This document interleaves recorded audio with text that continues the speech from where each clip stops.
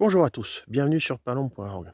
Alors aujourd'hui, je vais vous montrer quelque chose où la nature est bien faite, puisque avec le réchauffement climatique et surtout avec la période de canicule où ça fait 1 mois et demi qu'il n'a pas plu, eh bien c'est un temps qui plaît absolument aux acacias. Regardez, moi qui me cassais la tête à se dire tiens, il va falloir que je replante et compagnie, eh bien regardez, vous voyez cet acacia là, dans 1 mois il aura doublé de taille.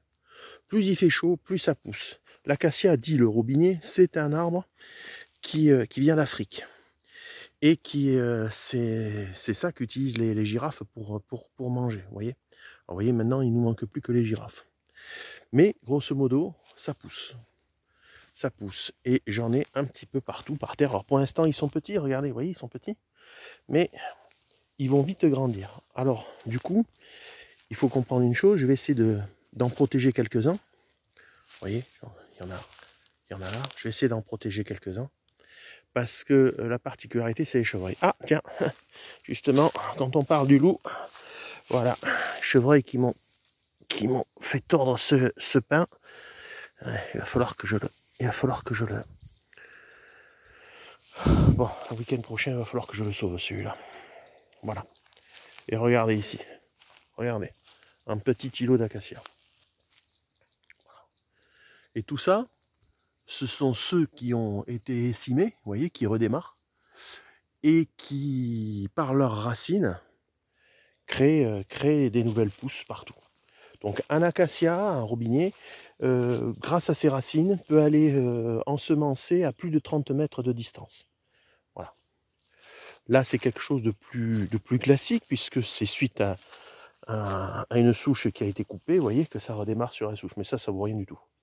Par contre, ceux qui sont à côté, là, vous voyez, qui sont pitchouns, enfin, ils sont pitchouns, ils arrivent en haut de ma cuisse, quoi, grosso modo. Là, par contre, ils sont bons. Mais ce qui va se passer, c'est que les chevreuils vont les abîmer. Donc il va falloir qu'à un moment donné, je mette du grillage de manière à pouvoir les protéger. Là, on en a quelques-uns de jolis. Voilà.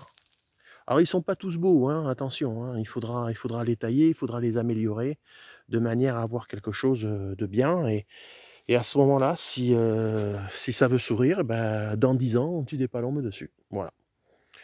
Donc j'avais mis des peupliers là, ils avaient bien démarré, et malheureusement, ben, j'avais arrosé, hein, j'avais fait ce qu'il fallait, et ben malheureusement, voilà, les peupliers, ben, ils sont foutus.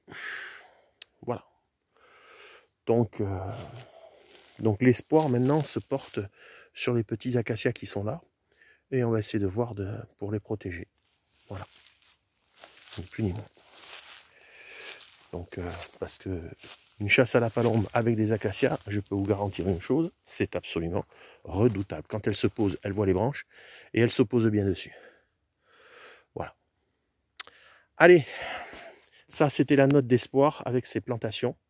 Mais comme je vous dis, plus il fait chaud, plus il fait sec, moins il pleut et plus l'acacia pousse. Voilà. Donc,